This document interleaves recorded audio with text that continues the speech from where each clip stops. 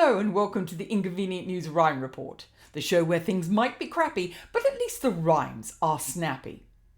This is a very timely story, and I want to ask for your help in sharing this widely to help get it through to those people that really need to hear it. You might also wonder why I'm using a broad Australian accent in this one.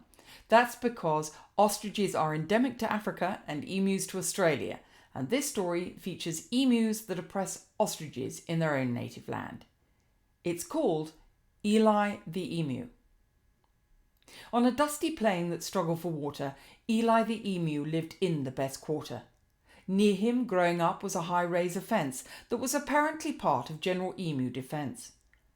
"Oh, why," asked young Eli, "are those birdies like us not allowed on the street or to take the bus? They live next to us, and I can see even from here that life is rough for those birds, that much is clear." "Ignore them," said his father. "Don't pay any mind. Don't talk to them, Eli, be thoughtful or kind. They're ostriches, and though still a bird, I can tell you right now, not the kind that's preferred.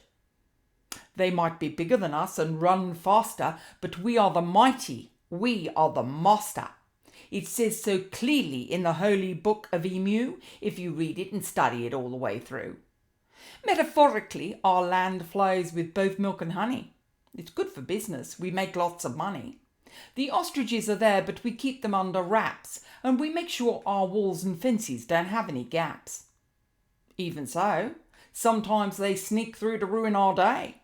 They think by setting off bombs that we'll go away, but we bomb them right back, and with our forces much stronger, well, I don't think we'll need to worry about that too much longer. You know, they think this land is theirs. What a joke! Their right of return is the line they evoke. But we're told in the holy book of Emu that this holy land is ours after all we've been through. And though this was ostrich land some time ago, those birds keep fighting the new status quo. We are the victims, and since we came over the sea, we'll take the rest of their land. Just you wait, just you see. And I'll tell you right now, when you're old enough, son, you'll join Emu Defence and get your very own gun. You'll stand guard and make sure ostriches do as they're told. You'll keep them in line, both the young and the old." "But Dad, I don't see what's wrong with those birds. They live in big families together in herds. They smiled at me, they're always polite, and they're the same bird species as us, the retite." "Same species or not," said his dad, "we're special birds. We're above others, been chosen in so many words. So you do as you're told. Don't ask the wrong question. This family supports good old ostrich suppression." Eli looked sad. "Buck up, son," said his dad. "The ostriches are terrorists, it's them that are bad. Don't start having a conscience there on me, son. It might ruin how I feel about our next bombing run. Campaign with Emu left loonies, and just so you know, I won't be able to defend you, you'll just have to go. So go back to school, learn what's right and what's true, and then I could be proud of the emu that's you." Eli went to school, joined the draft, got a gun, for he was his father's favourite son. But as soon as he joined, he knew he didn't belong, enforcing an ideology he felt was all wrong. You see, sensitive Eli, after being brainwashed in school, found out that emu history had been entirely too cruel. He found out that ostriches who'd once roamed free on the land had now been driven out in prison and banned. And now he was supposed to enforce with his gun a system that excluded all others from fun. Ostriches couldn't own businesses, travel, walk on a street. There was never enough water, let alone much to eat. Sergeant Morty at basic training yelled in his face, "You must realise, Private, we're a superior race. And just to make sure you're on the right track, give these prisoners corralled over here a good whack." And whack them they did, both from land, sea and air. War crimes piled up. Western leaders, it seemed, couldn't care. Cities turned to rubble, with many ostriches killed. Rivers of innocent ostrich blood spilled.